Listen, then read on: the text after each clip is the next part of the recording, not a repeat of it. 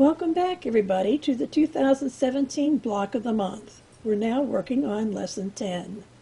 Let's quilt it. As they say, some assembly required, and we'll talk about that next. Now, I must have some really smart students this time around because I've noticed a lot of people have already posted pictures of the quilt put together. But for those of you who have not assembled your quilt yet, I've given you complete instructions in your workbook, so you can check that out. There's a few things, though, that I want to point out that's critical when you're putting it together. I've noticed that some of you are having trouble getting your pieced borders to match your quilt piece. So let's talk about that for a minute. If you look at your pieced borders, you have 11 seams. Now that's fabric on each side, so if you're off just a 1/16 of an inch on your 1/4 of an inch seam, that could add up to an inch and 3/8 difference between your border and your main quilt. So you have to be very precise on your 1/4 inch all the way through. And that's compared to the actual quilt where you're joining it. You only have 4 seams. It's easier to get accuracy with just 4 seams in the quilt as compared to 11 seams in the pieced border. So if it's not working out for you, you might want to take a close hard look at how your 1/4 inch is really measuring out and stick with that. Do your first border, and if it doesn't work, you need to make an adjustment so the rest of your borders will work out. Another thing that I wanted to point out is for you to look at the small half square triangles in the border. Do you see how they're alternating between top and bottom and side to side? That gives you a unique look to your quilt also. Now, if you've already put these together and they're all going the same way, please don't rip them all out. It's fine. This was just another design element in the quilt. In your workbook, I've given you the dimensions for the outer borders. They're going to be cut 5.5 inches wide by the width of your quilt. So don't forget, you're going to go in there and you're going to measure your quilt to be on the safe side at the top, the middle, and the bottom. Take those numbers and average them, and that's the size of the length of the border you want to cut. You're going to do the same thing for the length of the quilt. That way you're sure your outer borders will fit just fine.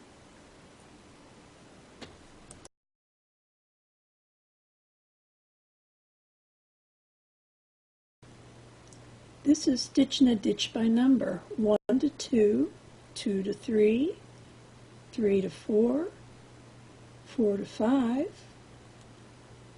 and 5 to 6, 6 to 7, 7 to 8, 8 to 9, 9 to 10, and 10 to back to the beginning. Then you're going to go straight up and around and do the stitch and ditch for the entire inside of the quilt. After you've done with that, you start at the edge of the quilt and stitch down, go to the other edge, stitch across, start at the bottom and stitch up, and start at the one side and stitch across. That will get you your entire outer edge of your inner border as well as your cornerstones. Once again, all these directions are in your workbook, so don't panic if you're catching this in bits and pieces. I just wanted to try to personally explain it to you. After we're done with that, it's time to learn how we're actually going to quilt this thing.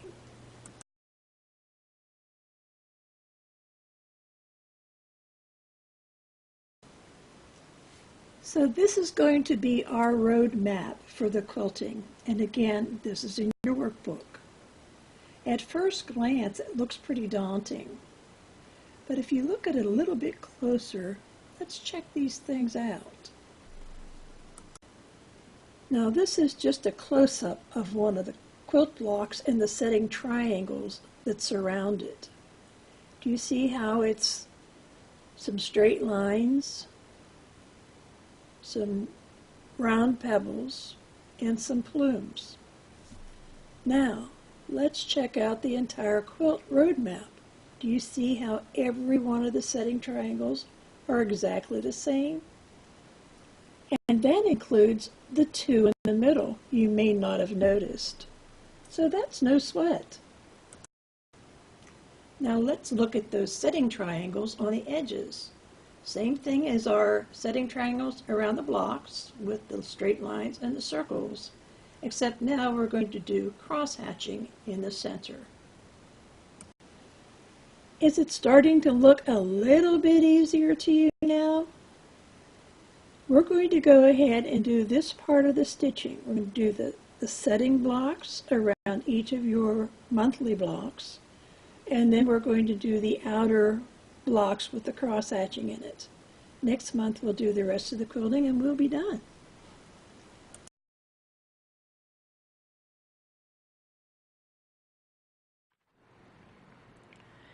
The first stitch we're going to work on are the circles. I think most of you know how to do them, but I'm going to show you two options. The first is you're going to make your circle like so, and when you get to this side, you're going to stitch it right on top of your previous stitching, and then you're going to make another circle right beside that.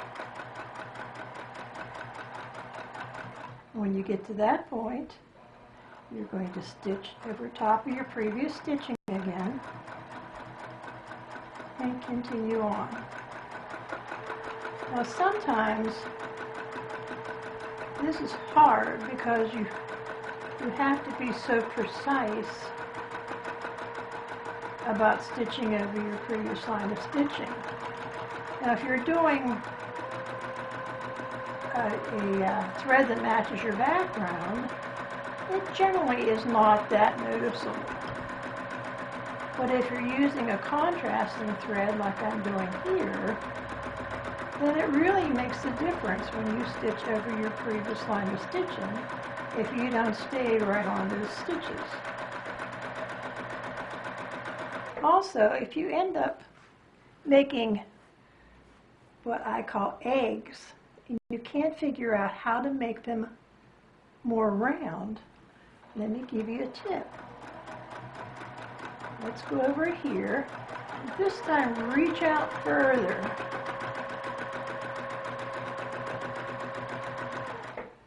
And you have a more rounded circle. And when you get to the end, if you can't get another one in, let's just do a half circle.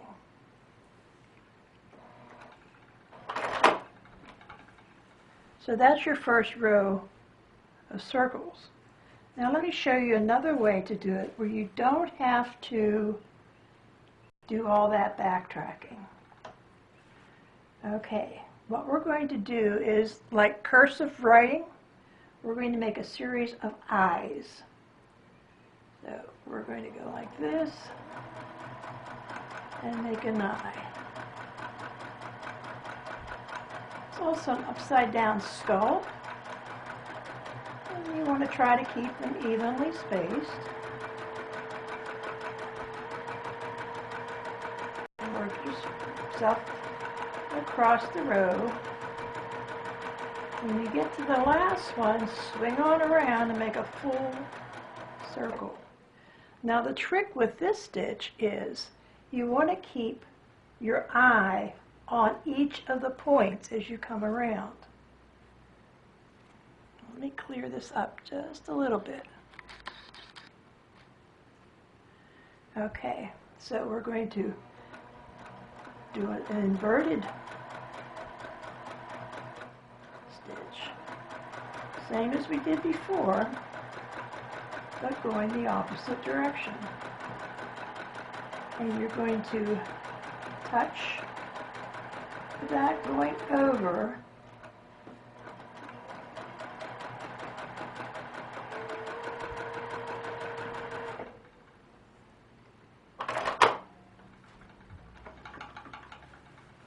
Now you have a row of circles without all the back stitching.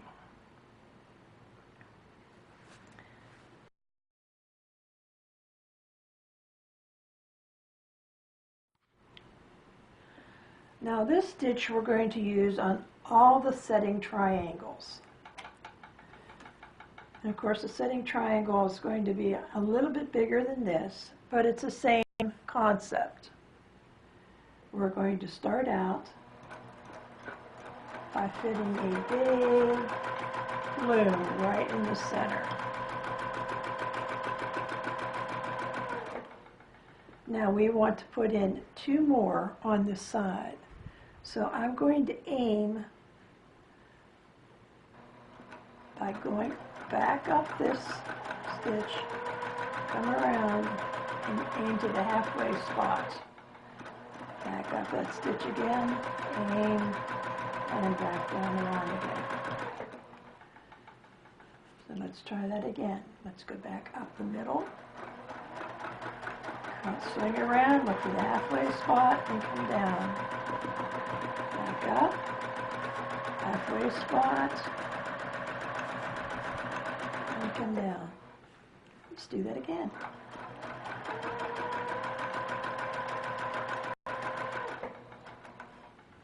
We're going to make that big plume in the middle. Now you just want to make sure that you're kind of aiming for just about a ½ inch below the very tip, so you don't end up making a pointy one. Curve the tip and bring it back down again. Follow that line back up, go to the halfway mark,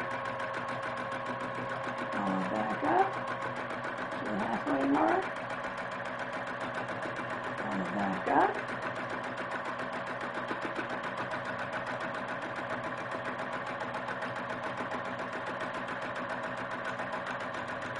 finish. Now I'm going to show you another way you can do this. You may or may not like it. It's your choice. It's however you want to finish off your setting triangles.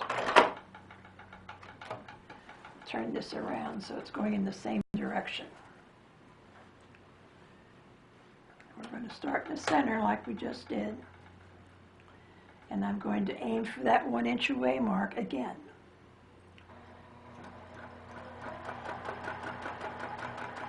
Now I'm going to sort of follow that peak and come down. Now I'm going to put a little bit of space here. A little space here between this one.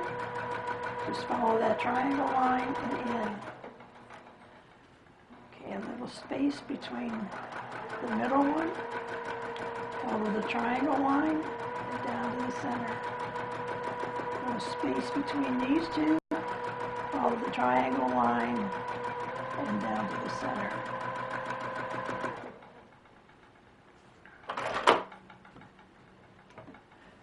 So whichever way you choose, whether it's curved or straight line, either way will work as long as you're comfortable doing it.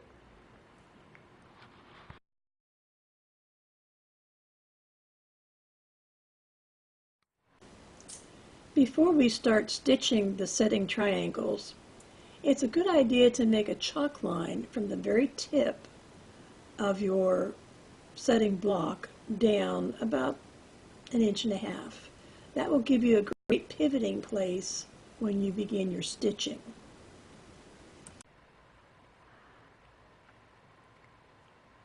Again, remember, push down on the ruler, not against the foot. Foot is right up against the seam line. And let's take a nice, steady stitch right along this ruler. Don't push against the foot. Just let it glide and let it do its work. When you get to the pivot point, stop.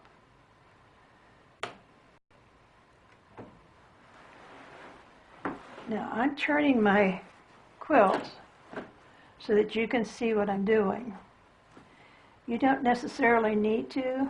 I just find it easier for myself when I'm filming. So I've got the ruler foot again against the seam line, and I'm ready to stitch it down the other way.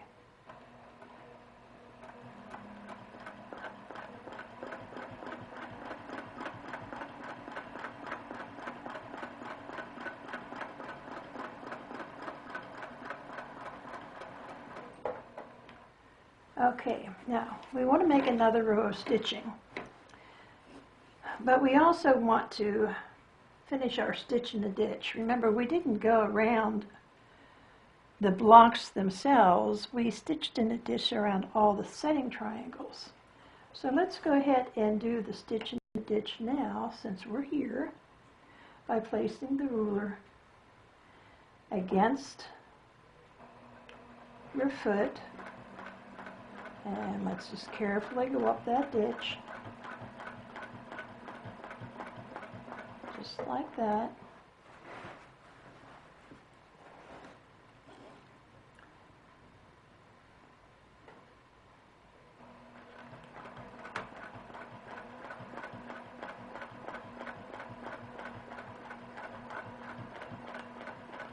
Now, when we get up to the top, we're going to go into the corner, but then we're going to backtrack, because remember, we need to stitch that 3/4 inch away from the last row of stitching we just did. So let's just back down a little bit. Again, we're going to take the ruler, and this time we're going to use the inch mark. Place that against the seam line and stitch again. And here we go.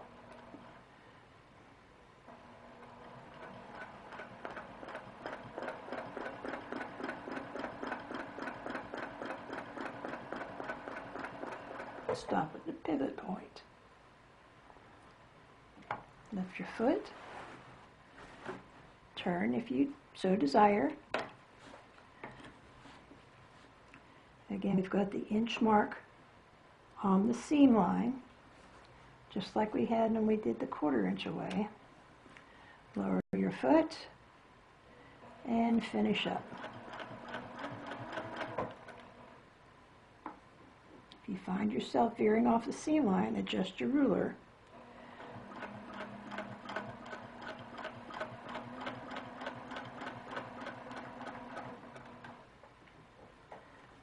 Okay, now we want to stitch one more row of stitching 1/4 inch away from that last line. So we're going to back up 1/4 inch, and you can tell 1/4 inch when the edge of your foot exposes the stitching line. So we're going to put our ruler on that line.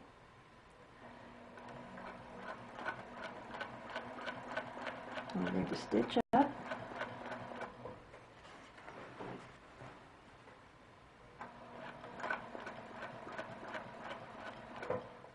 You get to the pivot line, you want to stop, reposition your ruler, and come down the other way.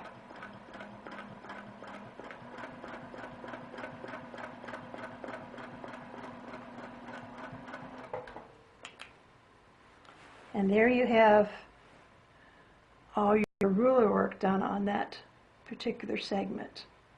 And all the segments will be exactly the same. Now let's come down to the center of this triangle again, using the seam line. We'll stitch on down, just stay in the ditch. Something's hanging up on me here. There we go. Okay, another way you can use this ruler, if you see there's a 45-degree angle on here. If you line that up with the 45-degree angles here, that point right here will get you right to the center of your setting triangle. So it tells you when you can stop. And I'm right in the middle of my setting triangle now. Now I'm going to turn this sort of backwards just so that you can see. But I'm going to do a plume. Starting at the base of my triangle, I'm going to work up and around and down. When I get to about a ½ an inch from my top point here, that's when I'm going to start to swing around. So here we go.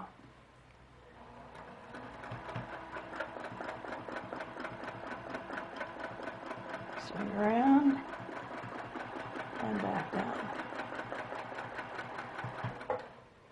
Okay, now we need to make 2 plumes on this side and 2 plumes on this side. So let's follow this one back up. Bend it around, go to about the halfway point between that plume and the seam line. Make another plume. Back up that plume, halfway, and make another plume down to the seam line and over to the center. Turn this so you can see again. So again, we're going to follow up this plume, go around to about the center point, and down. Up here, around. Here we go.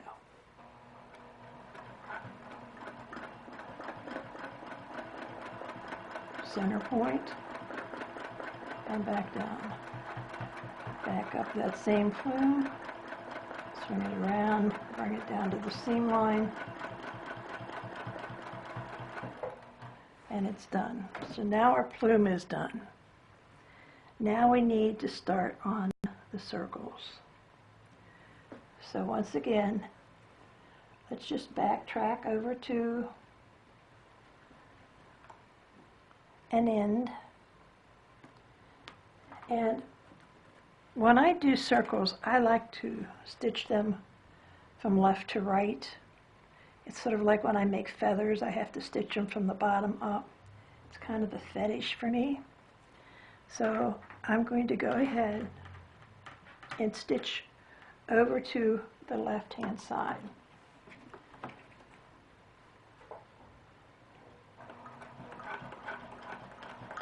Just following that same seam line.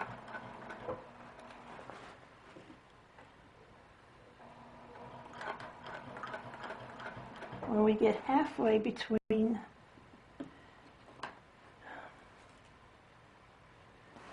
the wider section here, we're going to stop. Now, I'm going to do the circles where you go back over themselves, but if you've chosen to do the other type of circle where it's just a half a circle at a time, you can choose that as well. So let's start.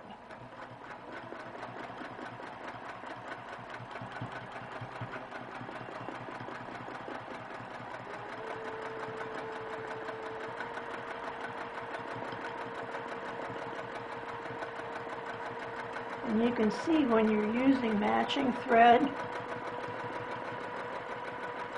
a lot of your mistakes go unnoticed. It's a lot different than when you're using contrasting thread.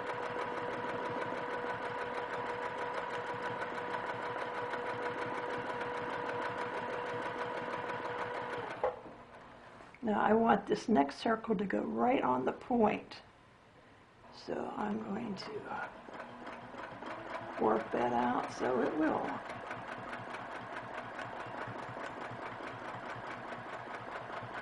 And then continue on.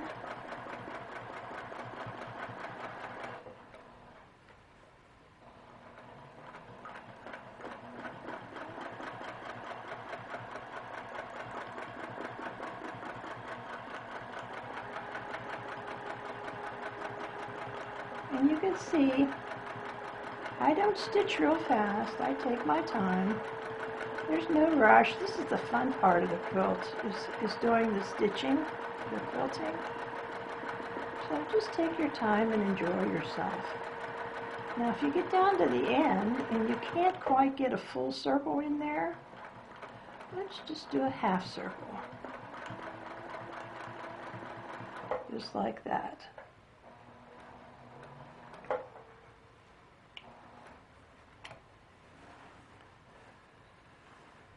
And there's your first setting triangle, all finished. You can see once you get all these setting blocks quilted, how much of the quilt you've already done. You've come a long way. Now let's talk about the setting triangles that are against the inner borders.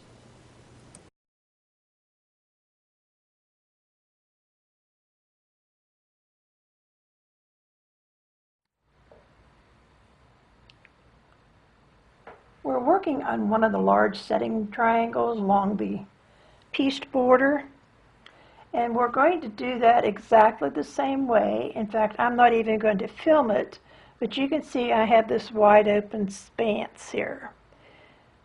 What I'm going to do is exactly the same thing as I did in the setting triangles. I'm going to stitch 1/4 inch around. I'm going to stitch with the 1-inch line on the seam line, another stitch around, and then move my ruler against that stitching line so I have 1/4 inch from that and around. Now the one thing that we don't have to do on this is to go ahead and stitch along the bottom because it was ditched previously. So I'm going to go ahead and do that, and I'm also going to fill in the circles because it's all the same as the setting triangles. And then we'll get back to you with the rest of the block. Okay, so we've got all our lines stitched, we've got all our circles in there. Now we're ready to do the diagonal stitching. So what I'm going to do is I'm going to walk over here along the seam line,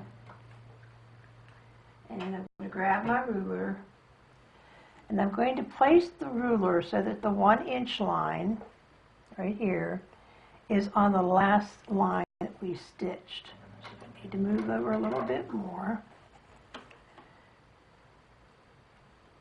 And now it's on the stitching line. So we're going to walk on up, making sure that we keep the ruler on that stitching line.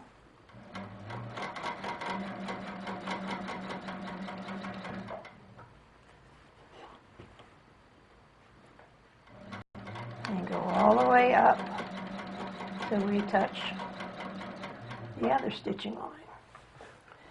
Now we're going to walk down that stitching line an inch, and again we're going to put the 1-inch line on our last stitching line, and we're going to come back down.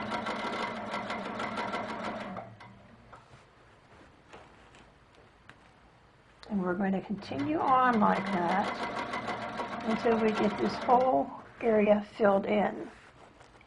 So I'll come back after that's finished. Now we've done all our diagonal lines going in that direction. We ended up here, and what I want to do is start the diagonal lines going in this direction, but we're going to start so that we can put the 1-inch mark on our row of stitching right here. So let's back up.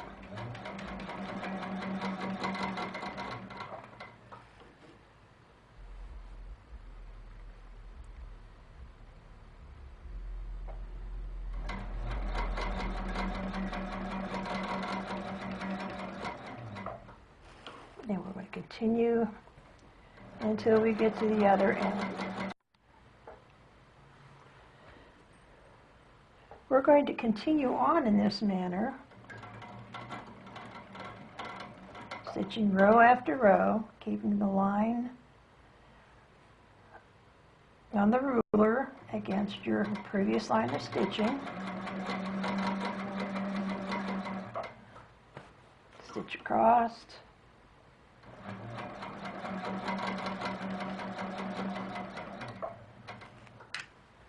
Stitch down along that stitching line you just touched. Put your ruler back down, line it up on the 1-inch mark, and let's come back down the other side.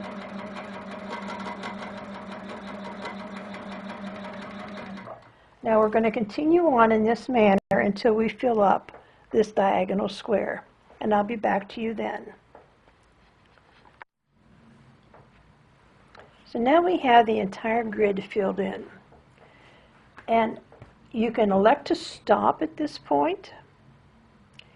You can do orange peel in the grid work. You can do the straight line fill-in checkerboard type fill, or you can leave it just the way it is. Another method is to double up your lines, and you would do that by, normally if you wanted 1/4 of an inch, you would put your ruler right on the line. But if we wanted like 1/8 of an inch, and that's about what you would want, you'd pull your ruler back a little bit so that when you stitch along here, it would give you 1/8 of an inch away. I think I'm personally going to leave it just the way it is. We've got a lot going on in the setting squares, and we're going to have a lot going on in our blocks themselves. So I'm going to let this be just the way it is. It's totally your call.